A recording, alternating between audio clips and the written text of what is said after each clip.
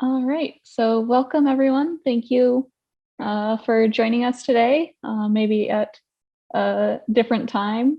Well, I guess at a different time for everyone, maybe a good different time, depending on where you are, or maybe one that's slightly less convenient. So if that's the case, thank you for adjusting your schedule for us.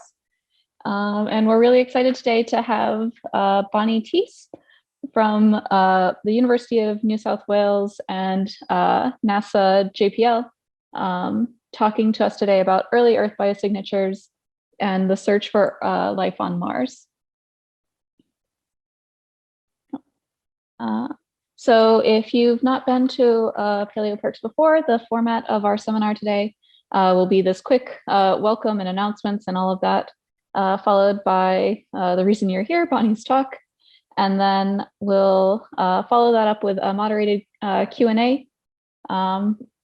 And after that, Bonnie has also agreed to stick around for tea time with anyone who can stay a little bit later and have join us for a sort of more informal chat. During the talk, please send your questions at any point via the chat to the questions at PaleoPerks host, who today is Raymat, and she'll collect them all and keep them ready for the question and answer session. So a quick little bit of housekeeping. So PaleoPerks values the participation of everyone interested in the paleosciences. So please remember to abide by our code of conduct during today's seminar. You agreed to the code of conduct when you signed up. If you found yourself here without signing up, please head over to our website so you can sign up and get the emails. So you see future talks, and also you can just glance over the code of conduct as well. You shouldn't be able to unmute at the moment, but if you find yourself unmuted, please remute yourself while we're doing Bonnie's talk. And again, you can ask questions by sending a chat message to the questions at PaleoPerks host, or during the question and answer session, if you'd like to raise your hand, we can unmute you at that point if you'd rather ask your question out loud in person. Additionally, if you have any technical issues, please send those to the questions host as well. So we now have closed captions built into Zoom. You should be able to show or hide them with the CC button in your Zoom controls. We are also always looking for more nominations for any speakers. So if you know any outstanding early career researchers, Elizabeth's just dropped the link into the chat. And we also have the link for our weekly attendance survey, where we just collect sort of demographic information to see who's attending the different seminars. It's anonymous, optional, and encouraged, and you can find it in the chat. Okay, so we're also now been doing a participation feedback survey that you can scan this QR code for as well, and let us know sort of what works for you. And that link is also in the chat now too. All right, so the fun part. Our speaker today is Bonnie Teece. Bonnie got her bachelor's and master's at Macquarie University in Australia, and then went on to do a PhD at the Australian Centre for Astrobiology in the University of New South Wales. And she's currently in transition between there and starting a new job at NASA's Jet Propulsion Laboratory in the US. So we're really excited to have Bonnie with us and talking to us about some cool Mars stuff.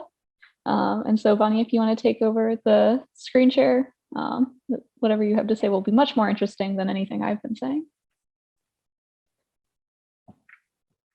Okay, hi everyone. It's nice to be here and be invited to talk. I've tricked you all into coming by framing my talk in terms of the search for life on Mars, but I'm going to talk mostly about the early Earth and younger analogues and then their relevance to Mars. Yeah, as was said, I've just finished my PhD at the Australian Centre for Astrobiology, and I'm sort of in transition. And I'm just about to start a postdoc at the Origins and Habitability Lab at NASA's Jet Propulsion Laboratory. But what I'm going to talk about today is work that I did at the ACA, at the Australian Centre for Astrobiology, and some important life sites in Australia. So, before I begin, I would like to acknowledge and pay my respects to the Bedegal people and the Wadamalagal clan of the Darug Nation. They're the traditional custodians of the land where UNSW Sydney and Macquarie University are situated, where I did the majority of my organic geochemical research. The ancient life sites of the Dresser Formation, which is primarily where I'm going to talk about today, are preserved on the lands of the Ngunnawal people here in Western Australia. I would like to acknowledge their continued custodianship and pay my respects to elders past and present. I recognise their continuing connection to the land, and I thank them for protecting it since time immemorial. I acknowledge the long-standing scientific knowledge traditions of Aboriginal Australians and how these traditions developed holistic knowledges and practices. Sovereignty was never ceded.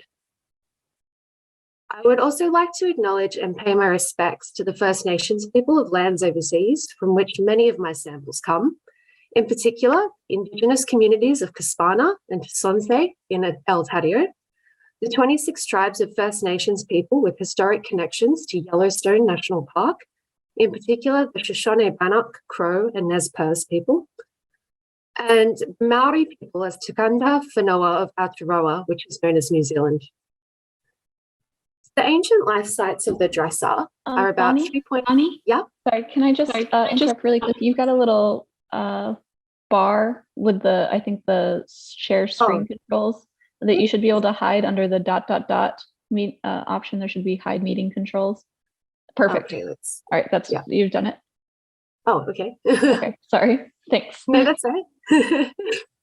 Okay, so this is a map of Australia, and the ancient life sites of the Dresser Formation are about 3.5 billion years old. And they're in a really remote part of Australia. So the continental mass of Australia is about the same size as the continental USA. And the Dresser Formation is located up here near Port Hedland, which is quite far from the nearest large town, which is Perth. So it's a very, very remote location. If we want to go to the Dresser, to see the Dresser from Sydney, we need to fly over to Perth, and then we need to fly up to Port Hedland. There's not even direct flights. And once you hit Port Hedland, you've got to travel for about 2 hours until you can get out to the Dresser Formation. So it's a very remote location, which I guess is really good for fossil conservation and trying to keep the fossils from getting stolen. So before I get into a lot of my research, I wanted to start this talk by showing a small video of a really important outreach trip that happened a few years ago. So in 2019, scientists from NASA's Perseverance rover and from the ESA's Rosalind Franklin rover came out to the Dresser Formation to learn from my PhD supervisor, Martin van Kranendonk, about how he has looked for life in these early life sites. So this is a field trip that I organised and helped Martin with. And at the same time, me and another PhD student, Luke Stella, organised a field trip for 16 local high school students to come out and meet the NASA scientists and then camp out by the site of some of the oldest signs of life. So I thought it would be good to start the talk off with this video because it will give you a sense of what the landscape is out in the Dresser, what it actually looks like, what we're seeing when we see these ancient signs of life. So I hope this is enjoyable for everyone. We've developed a relationship with NASA over many years. We've led field trips to come to the Pilbara and use these outcrops essentially as a training ground for understanding how and where to search for life on Mars. One of the great parts of our job is that we get to engage students in the wonder that we have in our work. I mean, we're very lucky that we get to do something we're passionate about and that we love. Our outreach event is actually being run by 2 of my PhD students, and they're bringing year 7 to 10 Indigenous high school students from Port Hedland down onto country to share their experience of what it's like to do science in the outback and to instill a sense of wonder in the kids about the ability to read the rocks, to learn more about country, to understand the secrets that are locked away in their own backyard, and hopefully inspire them into a lifelong love of learning. We're pretty passionate about outreach and working with communities and kids and really getting our science out there. It was cool seeing how the kids view the fossils that we see, pictures of every day, and we're out here every year looking at it, and they see them so differently. There's 46 meters of material, which represents the history of the Earth. I was talking to some of the students about how these rocks have seen everything. Like, there was no river here, there was no sand here, and they really just watched the whole world develop and change around them. And so these rocks have really experienced almost the entirety of Earth's history. And so they were talking with me about how that's really changed their perspective. I actually dropped out of high school, and I didn't get into university the first time I tried to go. And when I started going to uni, I found it very inaccessible. I felt like an outsider, and I didn't have access to the vocabulary that everybody else had. And I can see that often these sorts of programs, they're aimed at inner city kids who already have so many opportunities and advantages. And I really wanted to give students the same opportunities that I've always wanted and dreamed of. So this has been a very labor of love. This has been a labor of love, definitely. I hope that this can be a program that we repeat. I don't want to be someone who just rocks up, looks at the fossils and goes back to Sydney. I want to be involved, and I want to talk to the students. I want to hear what they have to say about the fossils and how their local knowledge can enrich what we know. All of complex life evolved from the structures. Driving community awareness about the special nature of these outcrops is really critical to us and critical to the survival of these outcrops into the future. So part of our outreach plan is not just to inspire, but also to generate knowledge and interest in this very special aspect that's only in Australia and should be preserved for all of humanity.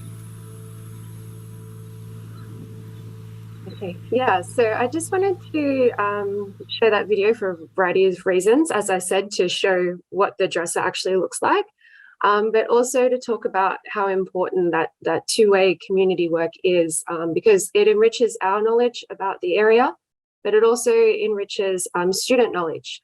We have this really important area in the dresser that astrobiologists and geologists around the world come out to see, and many of the students at the local high school weren't even aware of the significance of the rocks.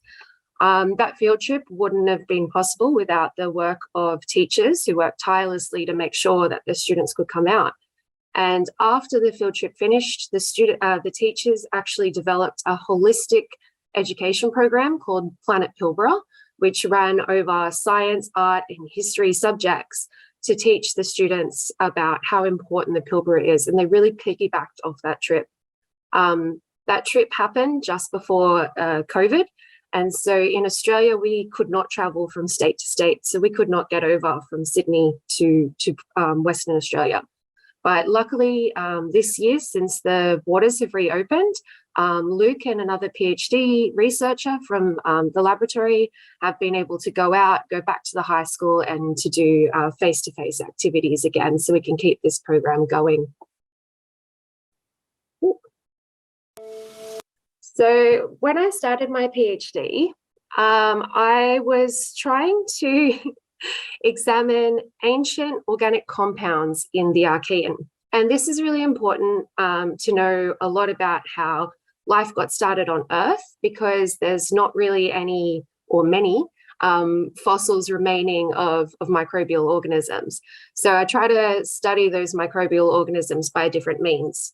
So the organic biosignatures that I look at are the preserved compounds that remain from cell membranes, like the lipids that get preserved. And these can get preserved for billions of years. But when we try to look at them in the Archean, it becomes very difficult because the rocks have been totally destroyed, heated up, all the compounds have been broken down. There's not very many compounds specific to biology left. And contamination is a huge risk.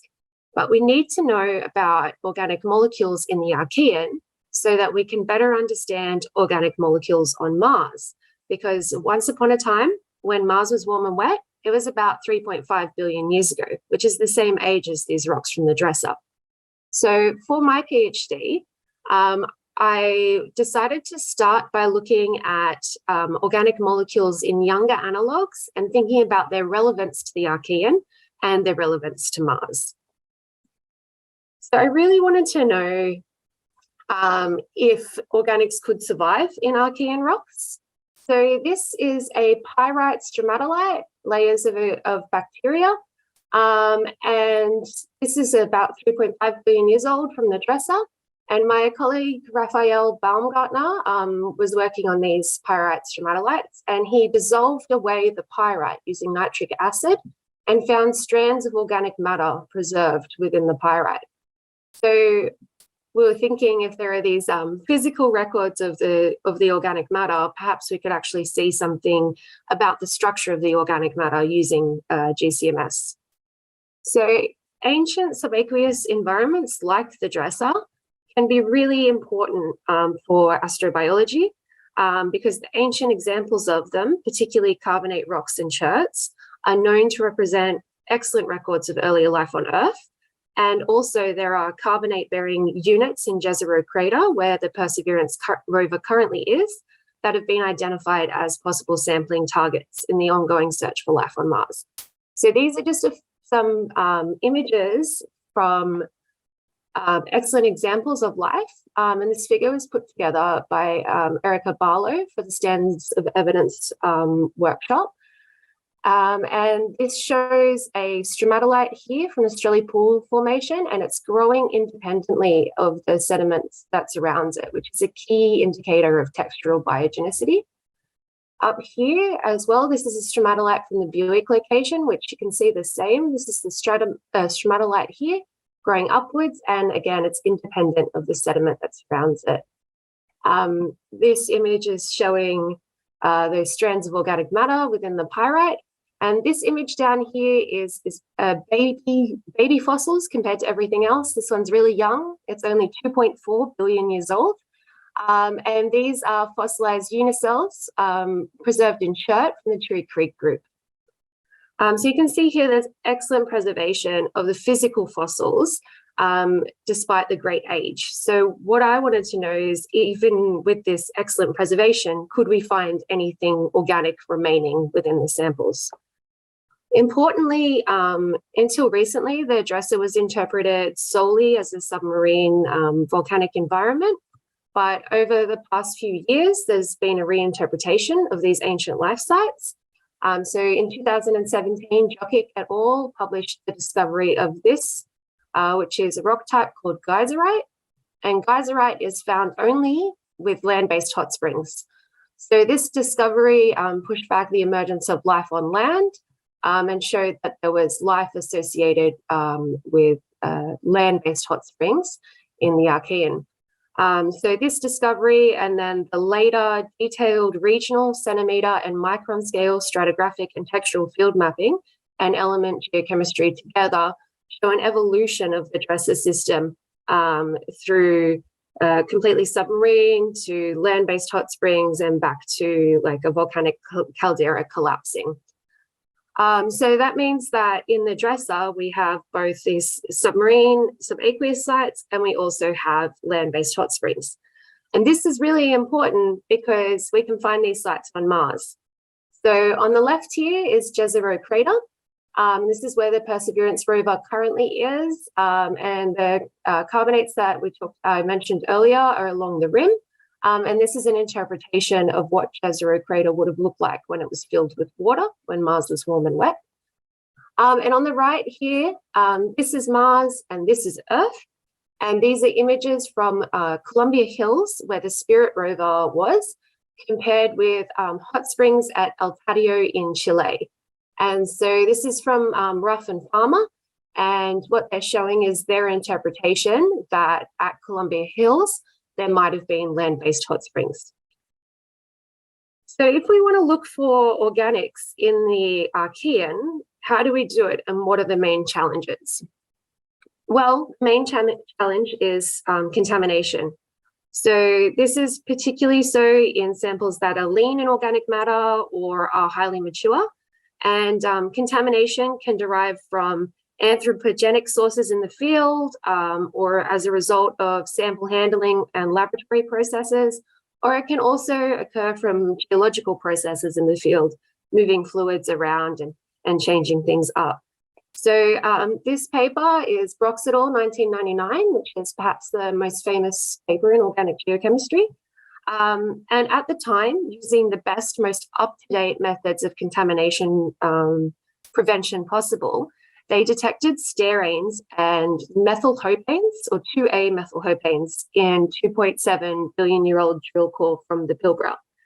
And the significance of that is that at that time, 2A methylhopanes were thought to be biomarkers for cyanobacteria, and steranes are biomarkers for eukaryotes.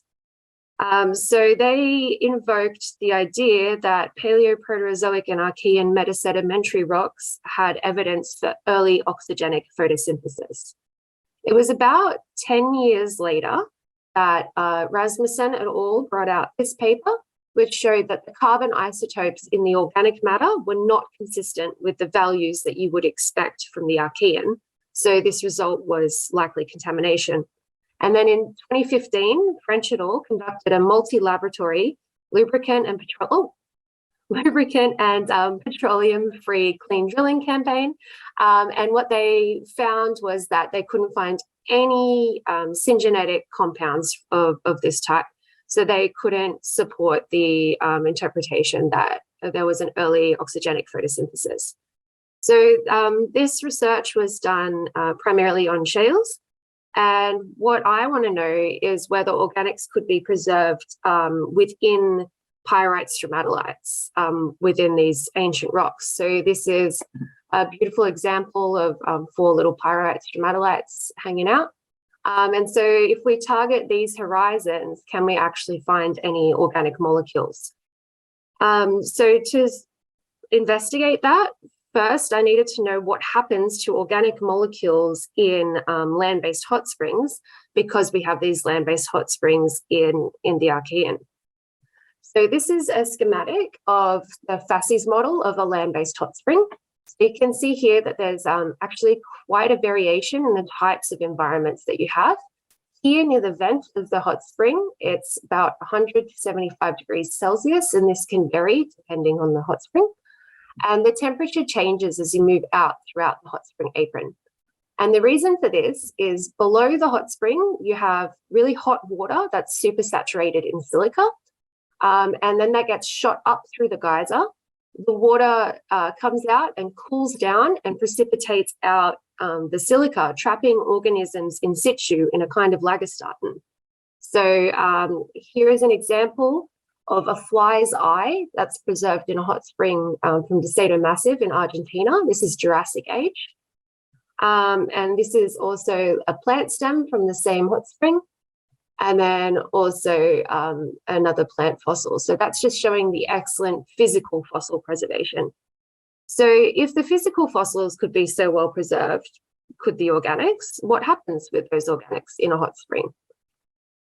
So to start investigating that question, I was looking at recently fossilized and active hot springs from around the world. I looked at El Tadio, which was used as the analog for the Columbia Hills sites. I looked at hot springs from New Zealand, and I also looked at hot springs from Yellowstone. So it's important to know that land-based hot springs are completely dynamic and transient. So these are just examples of how dynamic they are. You can see here that there are these different hot springs on the surface, and they have different temperatures and different pHs. And actually, there's a lot of different inputs on the surface of a hot spring that might input organic matter. So you have what's going on in the hot spring itself, but then trees fall into the hot spring and boil, or you have bison walking through the hot spring in Yellowstone, even though it's so hot, they don't mind at all. And then you also have subsurface processes that are going on below the hot spring, hydrothermal fluids moving around and collecting things.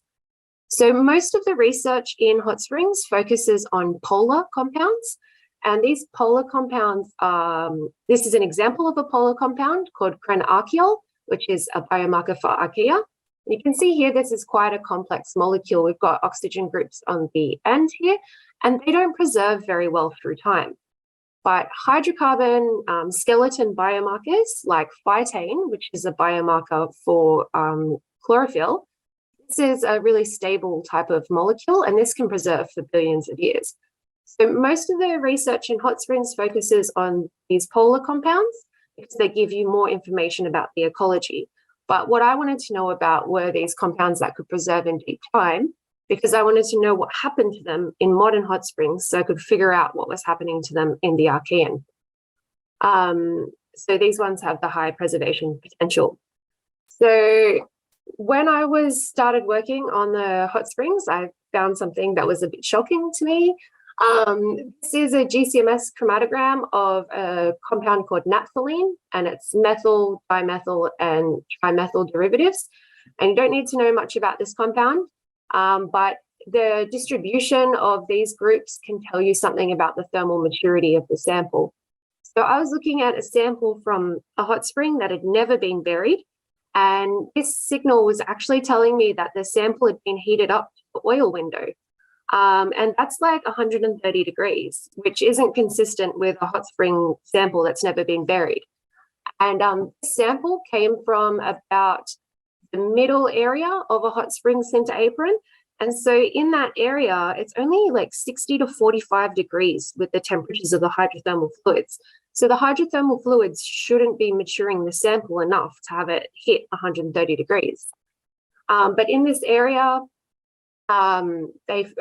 research showed that several boreholes had been drilled, showed hydrothermal fluids below the surface hitting 130 degrees. So we interpreted that these compounds were actually coming from below the surface where they were matured and then brought out and emplaced in the hot spring. So the compounds had nothing to do with the biology that was there in the surface, but were actually probably representative of some subsurface processes. So I also wanted to know what was controlling the preservation of these organics in hot spring systems. So this is a graph displaying the distribution of N-alkane carbons. And I don't want you to worry too much about that. What I want to show with this figure is that there's a huge variability in how much of the alkanes are preserved. So if we look at this sample here, we can see that the most alkane it has is the C29 alkane, and that's only less than 0.1 nanograms per gram of a sample. Whereas if we look up here at this sample, it's the C31 N-alkane, and it's preserved at almost 60 nanograms per gram of the sample. So what creates that extreme variation in the preservation? First, I thought it might be the type of silica that the organic matter was encased in. So in a hot spring, when the silica first gets deposited, it gets deposited as non-crystalline opal A silica. Over time, this can change to paracrystalline opal CT. You can see here it's more plated. And then over time, again, this can change to microcrystalline quartz. So this transition isn't linear, and it's affected by the amount of fluids in actively precipitating hot springs or meteoric water flowing through inactive sinter. And so importantly, the silica at Columbia Hills in those interpreted hot springs on Mars is still this non-crystalline opal A silica. So to investigate that, I used Raman spectroscopy on the samples I just showed you the N-alkane distribution for. And I found I was able to tell what type of silica was present within the samples. So all of these samples had opaline silica present, and so it wasn't the silica that was controlling that preservation. I also looked at the organics within those samples, and so this is a Raman spectra from Yellowstone, looking at disordered carbon and graphitic carbon. This is work that me and my colleague Raphael Baumgartner did to deconvolute these peaks, because that can tell you about the temperature that the organics had reached. And so we wanted to know if the information we were getting from Raman is consistent with the information we were getting from GCMS. And it was. This signal is again indicative of the oil window. And these samples have not been buried. So there's clearly the subsurface input that's migrating super hot hydrocarbons into superficial deposits. I also looked at the porosity of the samples and looked at that correlation between porosity and the amount of organics that were present, and whether the samples had mostly migrated compounds if they had high porosity. And that seemed to be a significant factor. So the samples that were really silicified, they tended to preserve organics better, and they tended to have less of these migrated components. I then wanted to know if the preservation of these organics was geospatially controlled. So looking at the Jurassic hot springs, I wanted to know if there was a difference in what we were detecting in organics from near the vent or from the marsh. So we collected samples that would have experienced completely different temperatures, and then we ran them through the GCMS to have a look. So I'll explain these chromatograms to you, but what we're looking at is chromatograms of hopanes, and hopanes are biomarkers for bacteria. And hopanes have an S enantiomer and an R enantiomer. So the S is geologically stable and the R is biologically derived. So when we look at these hopanes, if the R is higher than the S, the sample is thermally immature. Whereas if the S is higher than the R, the sample's gone through the oil window. And so this is a sample that comes from the edge of the hot spring. And you can see here that the R is significantly higher than the S. And it also has a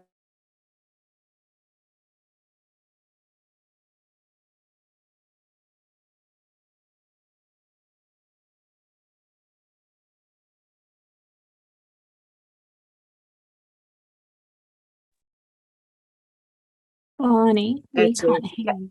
Oh, your sound came back. Is it back now? Yeah, I think it just came back. Oh, sorry, it must have been my internet connection.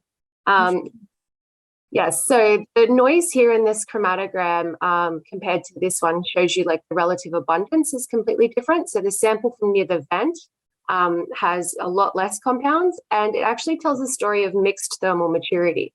So at the start, the biological enantiomer is higher, and that changes to the geologically stable one, and then changes again and again.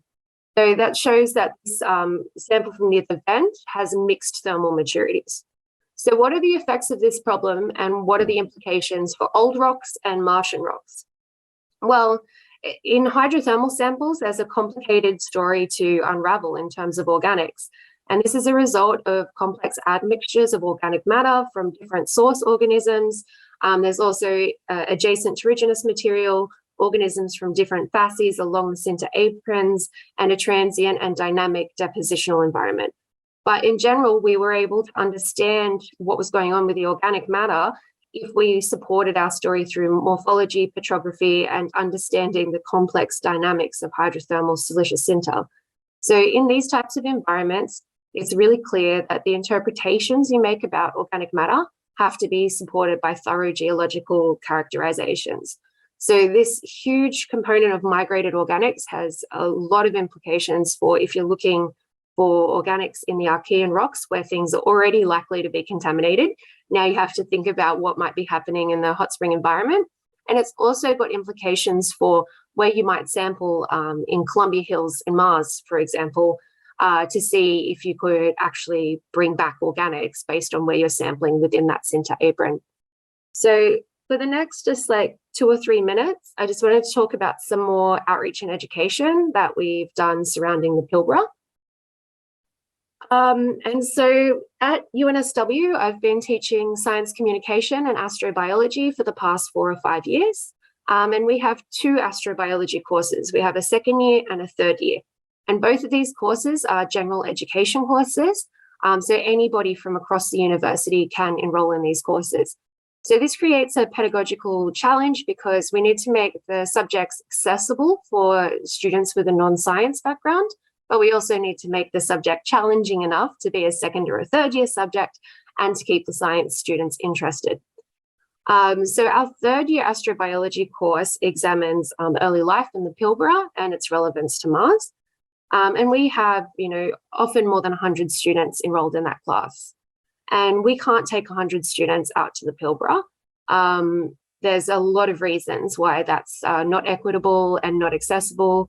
And it's very far, and there's a lot of destruction that could happen to the samples if we bring all of those students out there, as well as the fossil theft problem as well. So we run an immersive virtual field trip in our third year astrobiology course, where the students get to go to the Pilbara virtually. And so in the VFT, we want the students to know the 4 stages of evolution of the dresser. So these are the 4 stages here. And so it's for the Pilbara, there's a rising of a volcano from the sea. Then there's hot springs appearing with the rise of life as the volcano partially collapses. And then over 15 million years, the volcano fully collapses into the sea and life disappears in the rock record.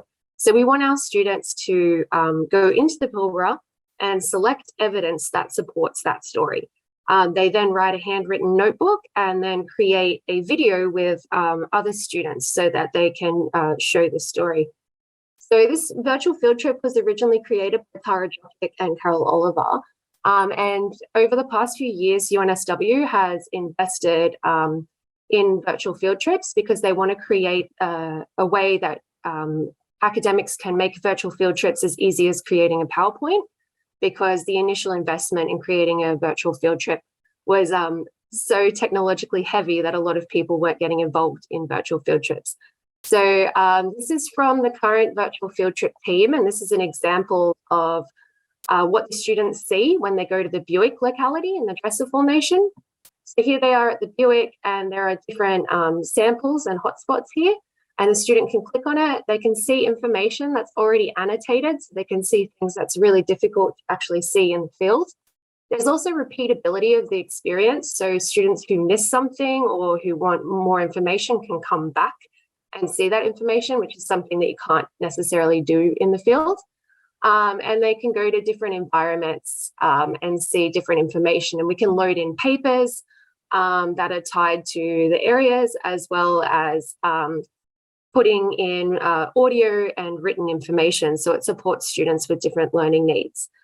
So this development of this virtual field trip has been done with a team of academics, learning designers, and educational developers who are working on the tool data collection and design, so that our students can experience what the Pilbara is like, even though we can't actually take them there. So that's the end of my talk. And these are all of my acknowledgements for my supervisors, my co-authors, my outreach co-organizers, and the virtual field trip team.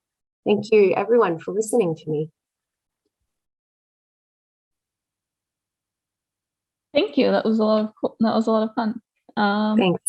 We've also already had some questions come in, so I will start with those. But also just a reminder, if you have questions that you haven't sent yet, you can send them to our questions host or raise your hand, and if you'd rather ask your question out loud. So our first question, which again I'll drop into the chat so everyone can read. If you like, says, what makes us assume that life on Mars would have had their biochemistry similar to organisms from Earth? And why don't Martian organisms have something far more radical than the biochemistry of terrestrial organisms? Yeah, that's a great question. So they might not have. We're just working with what we know as like analogs, because Mars, when it was warm and wet, would be quite physically similar to Earth. So we use that as a jumping off point to see if we can recognize life as we know it. But of course, there might have been life as we don't know it. We might be missing signs. There's research that came out at the end of last year from House et al. That showed that the carbon cycle on Mars might have been very unique and very different to what it's like on Earth. So it's very possible that the compounds that would be biologically derived on Mars might be different than the compounds that are biologically derived on Earth. But I guess the hope is the more that we know about life and the limits of life on Earth, or the physical limitations of different compounds, might tell us more about how we can search for that when we're looking for life of a different variety as well. Yeah, thanks. So our next question says, Why do these alkane concentrations vary considerably in the first few carbons and somewhat lie along a bell curve for the rest of the data? Is there any reason for this? Yes. So the compounds that vary considerably at the start of that graph that I showed, they're actually, some of the samples have biomarkers for cyanobacteria. So one of the biomarkers for cyanobacteria is a really high C17 peak and a much lower 16 or 18 surrounding it. So that's why it looks so exaggerated. And then what you're seeing in the distribution in the later and alkanes, some of them are jagged with an odd over even predominance, and that's a sign of plant waxes and the input of plant matter. But some are really smooth, as you described in the question. And that is actually a function of thermal maturity. So the thermal maturity can take away the biological specificity of having the odd over even predominance. And that was another clue for us that the organic matter that we were looking at, it was inconsistent with a sample that had never been buried and had only been sitting on the surface of the Earth. Yeah, thanks. That makes sense. So this one I'll put in. You maybe started to address this a little bit after the question was sent, but if there's anything else you'd like to add. So how do you deal with potential contamination from modern age or older but not Archean organics in the Archean age samples? And are there ways to test for overprinting?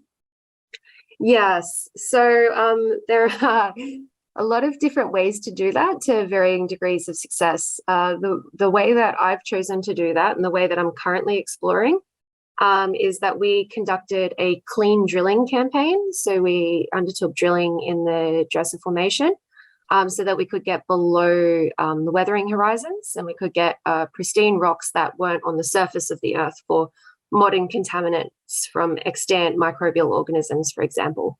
And we developed the methodology based on that French et al. Paper. And so when we obtained the clean drill core, I took the samples to a laboratory that's known for their work in anti-contamination and cut the samples in half. And then we worked up half the samples in one lab and half the samples in another so that we can minimize any sort of contamination overprinting.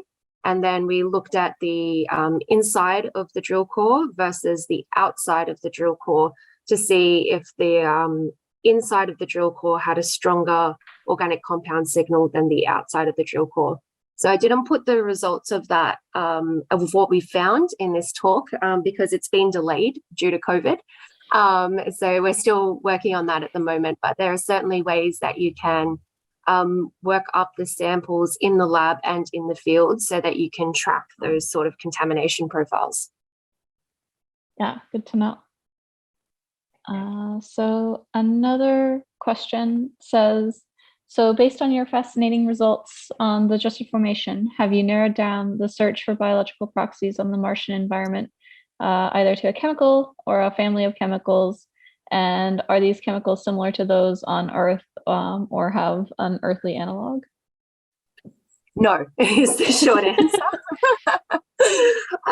You know, we're still working on our results and what they mean for life on Mars and how to look for life on Mars. But I think some things that are really important in the way that we look for life elsewhere is thinking not just about the results that we find, but how we tackle looking for those results and the kinds of procedures that we put in place. So, you know, if we find organic molecules on Mars, it's very exciting. And then if we find organic molecules that are tied to biology on Mars, it's like, you know, the best thing ever.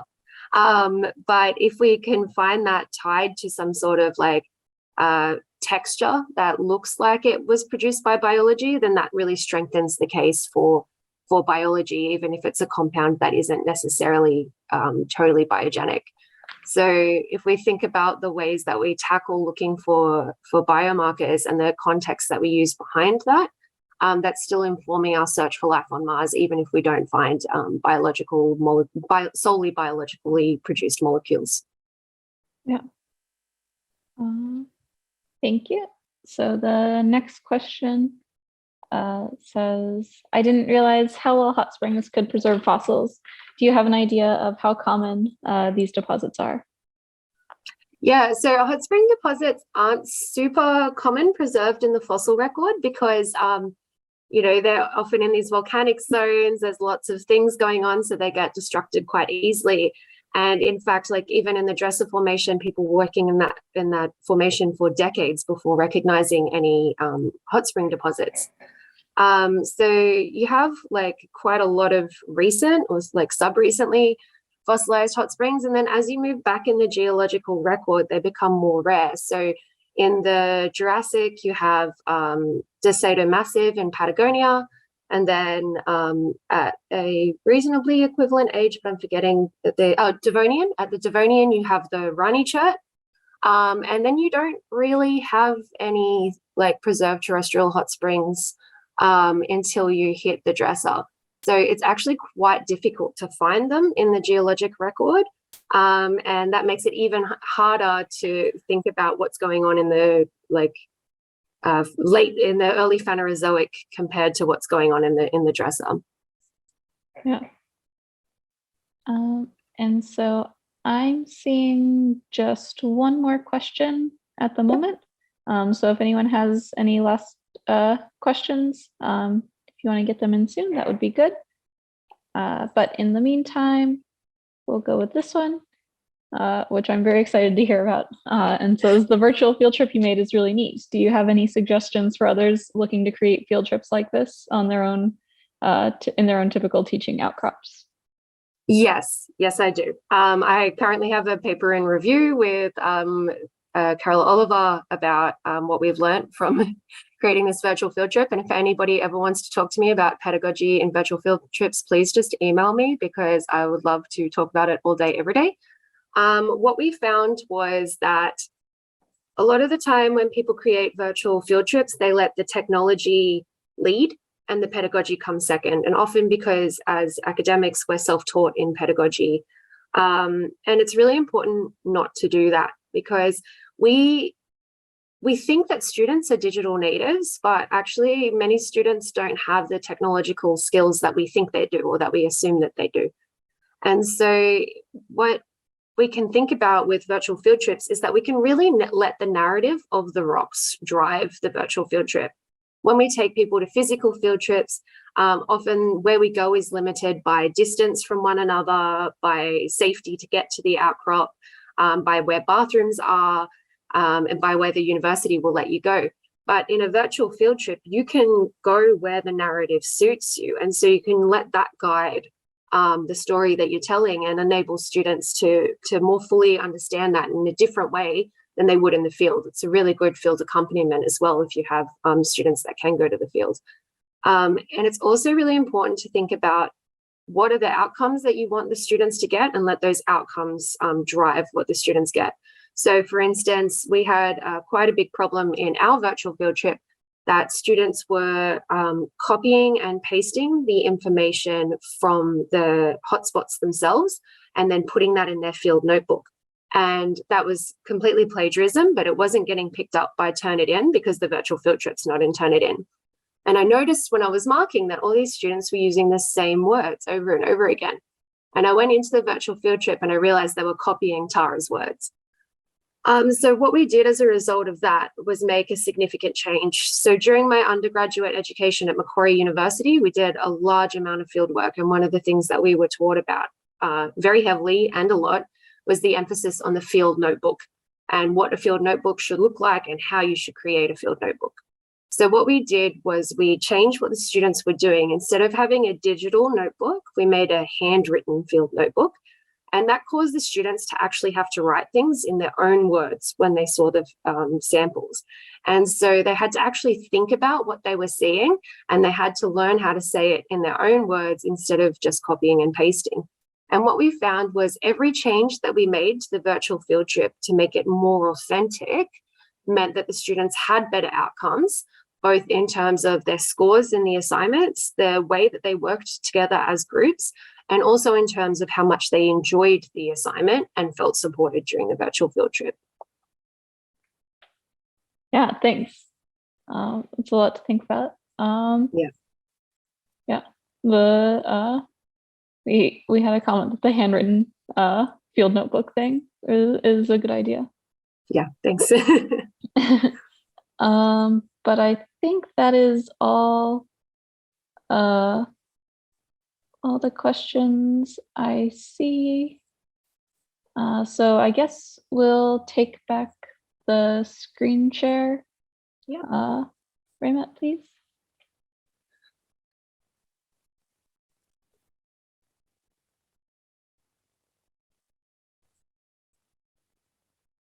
Okay, thank you. Thank you, Bonnie, and thank you everyone else for joining us. We'll drop all the links back into the chat so you can fill out the weekly feedback form or nominate speakers and all of that. And please join us next week at 1600 UTC. So not only is that different from this week, it's also different potentially for some people than it was in October. If your clocks won't have changed by then, it might be a different time for you. So make sure you check in the newsletter for the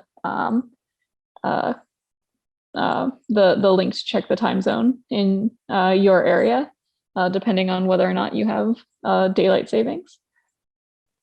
And next week we'll have a talk by Marion McKenzie from the University of Virginia in the US, talking about differential impacts of subglacial bed conditions on paleo ice flow and subglacial processes.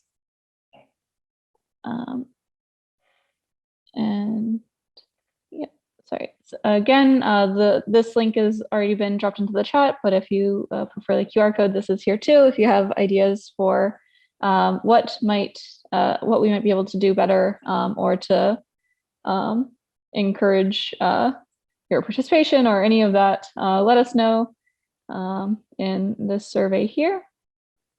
Yep. And so I mentioned already, Bonnie has agreed to stick around for tea time. So if you've got a few more minutes, stick around for an informal conversation about the talk or about virtual field trips or about whatever we want to talk about with Bonnie. Our icebreaker question of the week that you might want to contemplate over the break is, if you could travel to Mars, what geologic samples would you most want to collect?